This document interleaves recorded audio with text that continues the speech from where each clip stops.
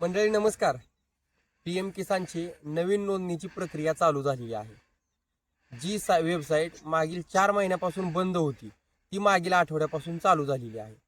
त्यामुळे आपण आजच्या व्हिडिओमध्ये PM किसानच्या नवीन नोंदणीची पूर्ण प्रक्रिया जाणून घेणार आहोत. त्याचबरोबर यासाठी कोणकोणत्या कागदपत्रांची आवश्यकता आहे, त्याचबरोबर ही नोंदणी कुठे करता येईल, या सर्व गोष्टींची माहिती आपण आजच्या व्हिडिओमध्ये पाहणार आहोत. त्याचबरोबर बऱ्याच लोकांचे असे प्रश्न आहे की नमो किसान सन्मान निधी योजनेसाठीची काही वेगळी नोंदणी आहे का? तर या सर्व गोष्टींची माहिती आपण आपल्या आजच्या व्हिडिओमध्ये पाहणार आहोत. त्यामुळे व्हिडिओ कुठेही स्किप करू नका, व्हिडिओ शेवटपर्यंत पहा. व्हिडिओच्या सुरुवातीलाच आपण PM किसानच्या नवीन नोंदणीची पूर्ण प्रक्रिया जाणून घेणार आहोत.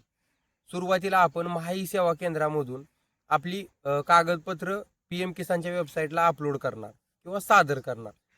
ते सादर केल्यानंतर प्रथमतः आपल्याला EKYC पूर्ण करावी लागते. EKYC पूर्ण केल्यानंतर ती कागदपत्र पडताळणीसाठी तालुका पातळीवर जातात. तालुका पातळी झाल्यानंतर जिल्हा पातळी आणि तिथून अप्रूव्हल दिल्यानंतर राज्य पातळीवर गेली जातात. राज्य पातळीवर ज्यावेळी कागदपत्रांचं अप्रूव्हल दिलं जातं त्यावेळी तुम्ही PM किसानचे पात्र लाभार्थी म्हणून गणले जातात. ही अशी पूर्ण PM किसानच्या नवीन नोंदणीची प्रक्रिया आहे. PM किसानसाठी नवीन नोंदणी कोण करू शकतात? तर यासाठी 1 फेब्रुवारी 2019 नंतर एखाद्या व्यक्तीच्या नावावर जमीन येत असेल आणि ती वारसाने येत असेल, वारसाने म्हणजे एखाद्या व्यक्तीचे वडील काही कारणामुळे मृत्यू पावले किंवा निधन झालं तर त्यांच्या नावावर त्यांच्या मुले आणि पत्नीच्या नावे वारसाने जमीन येतो, तर ती लोक या नवीन नोंदणीमधून अर्ज करू शकतात.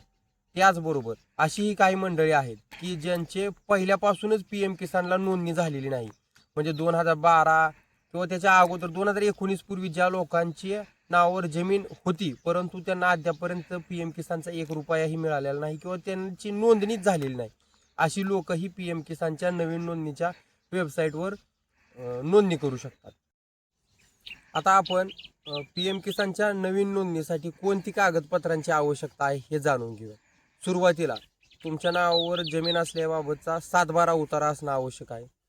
त्याचबरोबर पती पत्नी या दोघांचे आधार कार्ड तर लागणारच आहेत. त्याचबरोबर जर तुमची अपत्य 18 वर्षापेक्षा जर लहान असतील तर त्यांचे आधार कार्ड सुद्धा आपल्याला सदर प्रस्तावाला जोडावे लागतात. त्याचबरोबर तुमच्या नावावर जमीन कशी आली आणि कधी आली याबाबतची सर्व माहिती असणारा 6D म्हणजेच फेरफार जोडावा लागणार आहे. मग यामध्ये तुमचा उल्लेख असणार आहे 1 फेब्रुवारी 2019 नंतर जमीन आली की 1 फेब्रुवारी 2019च्या अगोदरच जमीन आलेली आहे.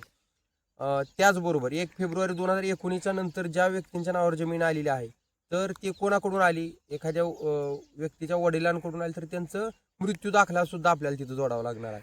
परंतु 2019च्या अगोदर ज्यांच्या नावावर जमीन आली आहे त्यांना मृत्यू दाखला किंवा कोणतीही गोष्ट जोडायची गरज नाही. बऱ्याच शेतकऱ्यांचा असा सुद्धा प्रश्न आहे की PM किसानचं अप्रूव्हल आल्यानंतर त्यांना मागील पैसे जमा होतात का? तर याचं उत्तर आहे नाही. ज्या तारखेला तुम्हाला अप्रूव्हल मिळतं त्यानंतर येणारे हप्ते तुम्हाला जमा व्हायला चालू होतील, परंतु मागील कोणते हप्ते तुम्हाला मिळणार नाहीत. त्याचबरोबर नमो किसान निधीचं रजिस्ट्रेशन किंवा नवीन नोंदणी कुठं करता येईल? तर नमो किसानसाठी वेगळी नोंदणी करण्याची आवश्यकता नाही. ज्यावेळी तुमची PM किसानची नोंदणी पूर्ण होईल तेच खाते किंवा तेच लोकांना नमो किसानच्या हप्त्यासाठी वर्ग करण्यात येतं. त्यामुळे नमो किसानसाठी वेगळी कुठेही नोंदणी नाही. अशाच नवनवीन व्हिडिओसाठी आपल्या YouTube चॅनेलला सबस्क्राईब करा. व्हिडिओ आवडल्यास लाईक करा, शेअर करा, सबस्क्राईब करा. तुर्तास आपण थांबूयात. धन्यवाद.